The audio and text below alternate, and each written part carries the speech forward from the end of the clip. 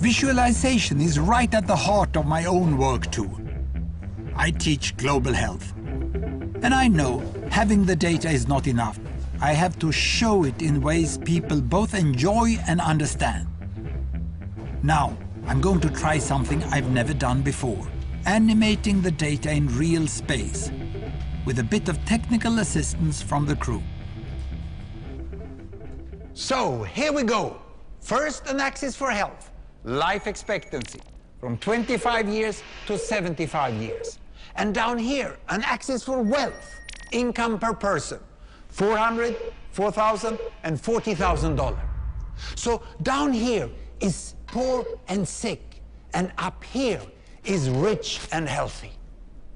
Now, I'm going to show you the world 200 years ago, in 1810. Here come all the countries. Europe brown, Asia red, Middle East green, Africa south of Sahara blue, and the Americas yellow. And the size of the country bubbles show the size of the population. And in 1810, it was pretty crowded down there, wasn't it? All countries were sick and poor. Life expectancy were below 40 in all countries. And only UK and the Netherlands were slightly better off, but not much. And now, why start the world? The Industrial Revolution makes countries in Europe and elsewhere move away from the rest. But the colonized countries in Asia and Africa, they are stuck down there. And eventually, the Western countries get healthier and healthier. And now we slow down to show the impact of the First World War and the Spanish flu epidemic. What a catastrophe! And now I speed up through the 1920s and the 1930s. And in spite of the Great Depression, Western countries forge on towards greater wealth and health. Japan and some others try to follow, but most countries stay down here. Now, after the tragedies of the Second World War, we stop a bit to look at the world in 1948. 1948 was a great year. The war was over, Sweden topped the medal table at the Winter Olympics, and I was born.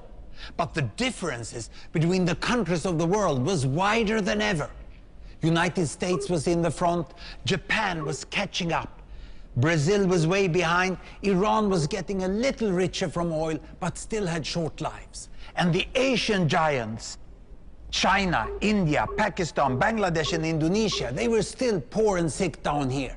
But look what is about to happen. Here we go again. In my lifetime, former colonies gained independence, and then finally they started to get healthier and healthier and healthier. And in the 1970s, then countries in Asia and Latin America started to catch up with the Western countries. They became the emerging economies. Some in Africa follows. Some Africans were stuck in civil war and others hit by HIV. And now we can see the world today in the most up-to-date statistics. Most people today live in the middle, but there are huge differences at the same time between the best of countries and the worst of countries.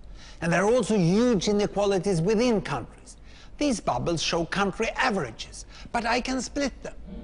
Take China, I can split it into provinces. There goes Shanghai. It has the same wealth and health as Italy today. And there is the poor inland province Guizhou. It is like Pakistan.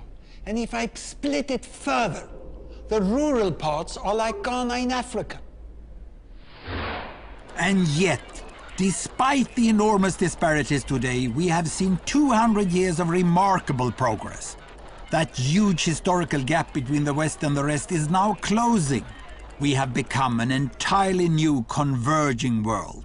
And I see a clear trend into the future. With aid, trade, green technology and peace, it's fully possible that everyone can make it to the healthy, wealthy corner.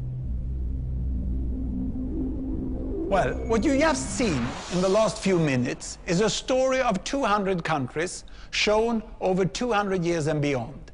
It involved plotting of 120,000 numbers. Pretty neat, huh?